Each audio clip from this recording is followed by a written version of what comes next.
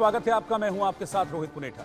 लेकर आए हूं देश और दुनिया भर की खबरें बिना किसी लाग लपेट के। आप बस अगले 60 मिनट तक बने रहिए मेरे साथ, आंख कान खोल। प्रधानमंत्री नरेंद्र मोदी लोकसभा चुनाव के आखिरी फेज की वोटिंग से पहले कन्याकुमारी जाएंगे और वहां पर ध्यान लगाएंगे। बताया जा रहा है कि यह ठीक उसी तरह होगा जैसे पीएम मोदी 2019 में आखिरी फेज की वोटिंग से पहले केदारनाथ गए थे, वहां ध्यान लगाया था, ध्यान में बैठे थे। लेकिन इस बार प्रधानमंत्री मोदी कन्याकुमारी के रॉक मेमोरियल की उसी शिला पर ध्यान लगाएंगे जहां स्वामी विवेकानंद ने ध्यान लगाया था। मोदी का 30 मई की शाम तक तमिलनाडु के कन्याकुमारी पहुंचने का कार्यक्रम है। खबर यह है कि वो विवेकानंद रॉक मेमोरियल पर 30 मई की रात से 1 जून की शाम तक ध्यान लगाएंगे। विवेकानंद रॉक तमिलनाडु के कन्याकुमारी में समंदर में स्थित एक स्मारक है। ये तट से करीब 500 मीटर अंदर समंदर में 2 चट्टानों के ऊपर बना हुआ है। कहा यह जाता है कि 1893 में विश्व धर्म सभा में शामिल होने से पहले विवेकानंद तमिलनाडु के कन्याकुमारी गए थे। यहाँ समंदर में 500 मीटर दूर पानी के बीच में उन्हें यह विशाल शिला दिखी थी, जहां तक वो तैर कर पहुंचे थे और फिर वहां पर ध्यान मग्न हो गए थे। और अब प्रधानमंत्री मोदी यहीं पर इसी शिला पर, इसी रॉक पर ध्यान लगाने वाले हैं। आपको वो तस्वीरें भी याद होंगी कि जब 2019 में लोकसभा का चुनाव हुआ था तो उस दौरान आखिरी फेज की वोटिंग से पहले प्रधानमंत्री मोदी केदारनाथ गए थे और केदारनाथ में एक गुफा में प्रधानमंत्री मोदी ने ध्यान लगाया था। और इस बार क्योंकि 6 चरणों की वोटिंग पूरी हो चुकी है, अब 7वां और आखिरी फेज बाकी है और उस आखिरी फेज में ही काशी लोकसभा के लिए भी वोट डाला जाना है, जहां से प्रधानमंत्री नरेंद्र मोदी 2 बार सांसद रहे हैं और तीसरी बार उसी काशी से एक बार फिर प्रधानमंत्री मोदी चुनाव लड़ रहे हैं। 1 जून को काशी में वोट डाला जाएगा, तो काशी में वोटिंग से पहले, आखिरी फेज की वोटिंग से पहले प्रधानमंत्री नरेंद्र मोदी कन्याकुमारी जा रहे हैं और कन्याकुमारी में जाकर प्रधानमंत्री उसी शिला पर ध्यान लगाएंगे जहां पर आज से सालों पहले स्वामी विवेकानंद ने ध्यान लगाया था। 1893 में 1893 में स्वामी विवेकानंद ने धर्म सभा में जाने से पहले इसी शिला में वो ध्यान मग्न हुए थे। अब प्रधानमंत्री मोदी भी उसी शिला में पर जाकर ध्यान लगाएंगे। 30 मई की शाम से लेकर 1 जून की शाम, यानी कि जिस दिन वोटिंग हो रही होगी उस दिन प्रधानमंत्री नरेंद्र मोदी यहां इस रॉक पर, इस शिला पर ध्यान लगाएंगे। लोकसभा चुनाव के 7वें और अंतिम चरण में कुल 57 लोकसभा सीटों के लिए 1 जून को वोट डाले जाने हैं। इन सीटों के लिए चुनाव प्रचार 30 मई की शाम 5 बजे थम जाएगा। इसके बाद प्रधानमंत्री मोदी कन्याकुमारी जाएंगे। अब दोनों तस्वीरें आप देखिए। एक तरफ 2019 की तस्वीर है जब प्रधानमंत्री मोदी ने केदारनाथ की रुद्र गुफा में ध्यान लगाया था। उन्होंने यहां 17 घंटे तक ध्यान लगाया था। अब 2024 जब पीएम मोदी कन्याकुमारी स्थित विवेकानंद रॉक, विवेकानंद शिला के नाम से जिसे जाना जाता है, वहां पर ध्यान लगाएंगे। 1893 के बाद से इसको 1893 में विवेकानंद ने, स्वामी विवेकानंद ने इस शिला पर बैठकर ध्यान लगाया था, ध्यान मग्न हुए थे इस शिला में, और बाद में फिर इस शिला को विवेकानंद शिला, विवेकानंद रॉक के नाम से जाना जाने लगा था। अब उसी स्वामी विवेकानंद शिला पर प्रधानमंत्री मोदी भी ध्यान लगाएंगे। ये जो 2 तस्वीरें हैं, इन 2 तस्वीरों में 5 साल का अंतर है। पहली तस्वीर साल 2019 की है, उस वक्त भी यही लोकसभा चुनाव का वक्त था, आखिरी फेज की वोटिंग होने वाली थी जब प्रधानमंत्री मोदी केदारनाथ धाम गए थे और वहां पर केदार धाम में एक गुफा में उन्होंने ध्यान लगाया था, ध्यान मग्न हुए थे। और अब प्रधानमंत्री नरेंद्र मोदी कन्याकुमारी जा रहे हैं। राकेश कुमार सिंह, हमारे मैनेजिंग एडिटर इनपुट, इस वक्त मेरे साथ न्यूज़ रूम से जुड़ रहे हैं। राकेश, हमने देखा कि 5-6 फेज की वोटिंग पूरी हुई है और अब आखिरी फेज आ गया है और आखिरी फेज के बाद फिर वक्त आ जाएगा काउंटिंग का, यानी कि निर्णय का वक्त, फैसले का वक्त आ जाएगा। लेकिन आखिरी फेज की वोटिंग से पहले अब खबर मिल रही है कि प्रधानमंत्री नरेंद्र मोदी ठीक उसी जगह जाकर ध्यान मग्न होने वाले हैं जहां पर स्वामी विवेकानंद ने एक धर्म सभा में शामिल होने के बाद ध्यान लगाया था। देखिए रोहित, जैसा कि आप जानते हैं, प्रधानमंत्री नरेंद्र मोदी मार्च से लगातार 30 मई तक प्रधानमंत्री विभिन्न रैलियों को संबोधित करते हुए देश के कोई भी हिस्से को उन्होंने नहीं छोड़ा है। उन्होंने देश के सभी हिस्सों को नापा है। और अब जो हमारे पास जो खबरें आ रही हैं, 30 मई को वो तमिलनाडु कन्याकुमारी पहुंच रहे हैं और जहां पर 2 दिन का जो है वे मेडिटेशन करेंगे, ध्यान लगाएंगे। आपको मालूम है कि 2019 में भी जब लोकसभा चुनाव चल रहा था, अंतिम चरण के पहले वे जो है 17 घंटे का जो है केदारनाथ में रुद्र गुफा में वे ध्यान मग्न हुए थे। और प्रधानमंत्री नरेंद्र मोदी जो कार्यक्रम रखा गया है वो काफ़ी अहम है। अब क्योंकि 7वीं चरण है 1 जून को, और प्रधानमंत्री नरेंद्र मोदी का भी जो संसदीय क्षेत्र वाराणसी है 1 जून को ही उनके क्षेत्र में भी मतदान होना है।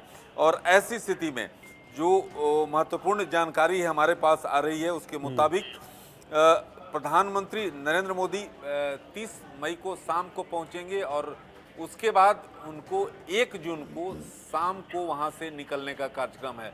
तो आप समझिए कि 1 जून का जब चुनाव चल रहा होगा, प्रधानमंत्री जो हैं वहां पर ध्यान मग्न होंगे। तो आप जो साधना प्रधानमंत्री नरेंद्र मोदी ने मार्च से लगातार देश के कोने कोने में रैलियां की हैं, लोगों को संबोधन किया है, अब प्रधानमंत्री नरेंद्र मोदी 7वें चरण से पहले जो है कन्याकुमारी पहुंच रहे हैं, जहां पर प्रधानमंत्री जो हैं विवेकानंद रॉक मेमोरियल में जो है मेडिटेशन करेंगे। जी बिल्कुल, जैसा कि राकेश कुमार सिंह ने बताया कि स्वामी विवेकानंद की जो शिला है वहाँ पर प्रधानमंत्री नरेंद्र मोदी ध्यान लगाएंगे। हालांकि मैं एक चीज़ और बता दूं कि अभी तक इस दौरे को लेकर कोई ऑफिशियल जो कार्यक्रम है वो जारी नहीं हुआ है, लेकिन जो जानकारी मिल रही है उसके मुताबिक 30 तारीख को तमिलनाडु पहुंचेंगे, 31 तारीख को यहाँ विवेकानंद रॉक पर जाएंगे प्रधानमंत्री मोदी और फिर वो ध्यान लगाएंगे। उस वक्त जब वोटिंग चल रही होगी आखिरी फेज़ की देश में, उस वक्त प्रधानमंत्री नरेंद्र मोदी यहाँ विवेकानंद रॉक पर ध्यानमग्न होंगे।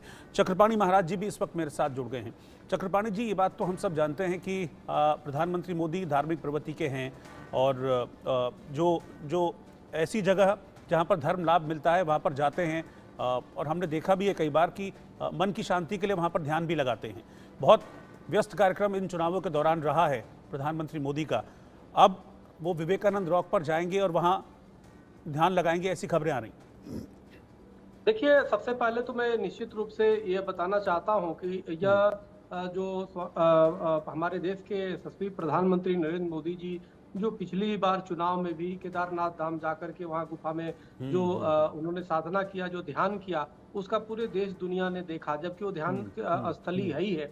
और निश्चित रूप से कोई भी व्यक्ति जब कार्य कोई भी करता है तो एक विश्राम के समय वो परमात्मा के शरण में जाता है, संत महापुरुषों के शरण में जाता है। स्वामी विवेकानंद रॉक जो कन्याकुमारी में है, ये मेरा सौभाग्य है कि मुझे भी जाने का वहाँ बहुत अवसर प्राप्त हुआ है। निश्चित रूप से वो बहुत ही सिद्ध स्थान है जहाँ पे जो स्वामी विवेकानंद जो हमारे भारतीयता के सनातन के प्रतीक थे और प्रतीक है वर्तमान में, जो युवाओं के प्रेरणादायक है, जिन्होंने शास्त्रों को एक व्यवहारिक वो दिया, जिन्होंने बताया कि किसी ने उनसे पूछा कि भगवान कहाँ है, तो किसी युवा ने जब पूछा तो उसको ले जा करके एक खलिहान और खेत में एक मेहनत करते हुए किसान जो पसीना बहा रहा उसको दिखाया, बोला कि देखो इसी में भगवान है। यानी उन्होंने कर्म को विशेष महत्ता दिया। और स्वामी विवेकानंद जब शिकागो में जा करके उन्होंने सनातन की डंका बजाया, पूरे विश्व ने जाना कि हिंदू सनातन क्या है, जो सर्वे भवन्तु सुखिनः, सर्वे संत निरामया, सर्वे भद्राणि पश्यन्तु माँ कश्चित् भागवत की जो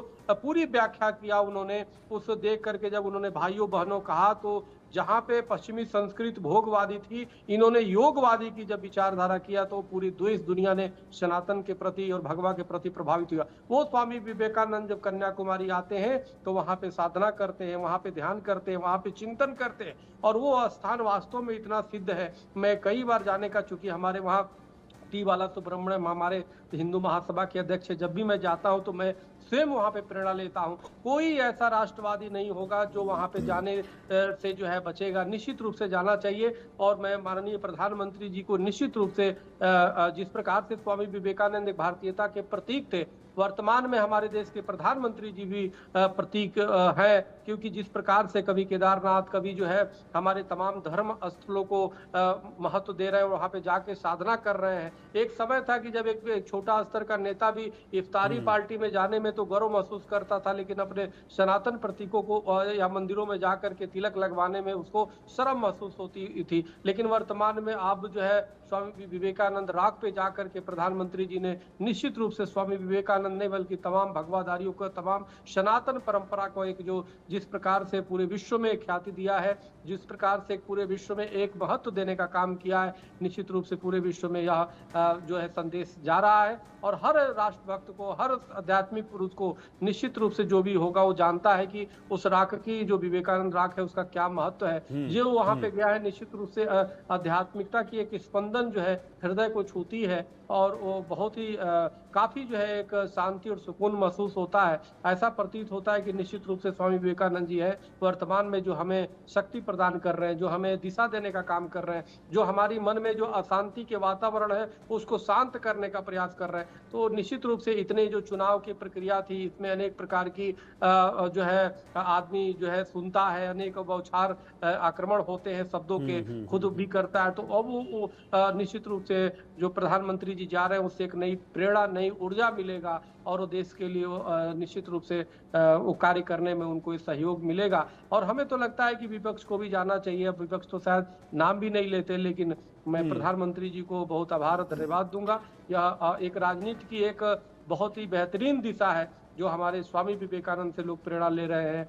और देश के प्रधानमंत्री पे बैठ करके प्रधानमंत्री स्तर के लोग जा रहे हैं। तो निश्चित रूप से और लोगों को प्रेरणा लेने की आवश्यकता है। पूरे विश्व का इतिहास है, हर देश के लोग जो है अपने अपने महापुरुषों की प्रेरणा लेते हैं और प्रेरणादायी अपने को उनके प्रति बनाते हैं। तो निश्चित रूप से स्वामी विवेकानंद जी से प्रेरणा लेना, वहाँ पे उन स्थान पे जाना, तो निश्चित रूप से एक शक्ति, एक सबल देगा, और निश्चित रूप से ये देश के लिए बहुत ही महत्वपूर्ण है।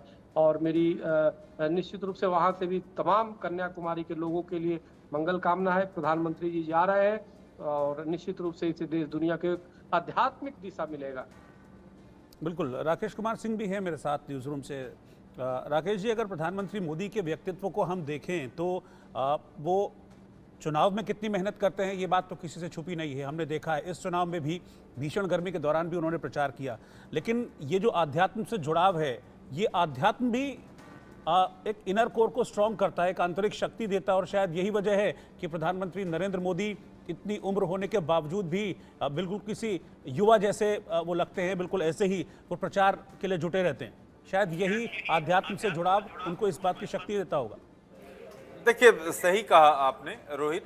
अध्यात्म से उनको जिस तरह से आत्मशक्ति प्राप्त होती है, ये काफ़ी अहम है। आपने देखा कि प्रधानमंत्री की दिनचर्या जो है 4 बजे सुबह से शुरू होती है। जब ITV नेटवर्क को भी इंटरव्यू उन्होंने पटना में दिया था तो आपने देखा था कि 9 साढ़े 9 बजे इंटरव्यू हुआ था, लेकिन प्रधानमंत्री के चेहरे पर थकान नाम की चीज़ नहीं। तो ये साफ दिखाता है कि जिस तरह से प्रधानमंत्री मेडिटेशन करते हैं, योगा करते हैं, उसी का असर है। और जो महत्वपूर्ण बातें ये हैं कि प्रधानमंत्री नरेंद्र मोदी मार्च से लेकर अब तक जो हैं लगातार रैलियां कर रहे हैं, और 30 तारीख को भी प्रधानमंत्री का जो है रैली लगा हुआ है। तो आप समझिए कि इस उम्र में और जिस तरोताजगी के साथ, और आज भी जब उन्होंने एक एजेंसी को इंटरव्यू दे रहे थे तो उन्हें साफ तौर पे जब उनसे प्रश्न पूछा गया कि प्रधानमंत्री मोदी जी ये बताइए कि मोदी 3.0 के लिए क्या लक्ष्य है, तो उन्होंने सीधे तौर पर कहा विकसित भारत। और प्रधानमंत्री 7वें चरण से पहले जो विवेकानंद मेमोरियल पे जा रहे हैं, तो आप समझिए कि जो जिस तरह से देश की जो यूथ को किस तरह से विवेकानंद ने देश सबसे उन्होंने कहा था कि देश सर्वप्रथम है, और अपने लक्ष्य प्राप्त करने के लिए यूथ जो हैं अपना केंद्रित करें। तो ये दिखाता है कि आखिरकार प्रधानमंत्री नरेंद्र मोदी की सोच क्या है। ठीक है, बहुत शुक्रिया आपका राकेश कुमार सिंह साथ में जुड़ने के लिए, और चक्रपाणी महाराज आपका भी साथ में जुड़ने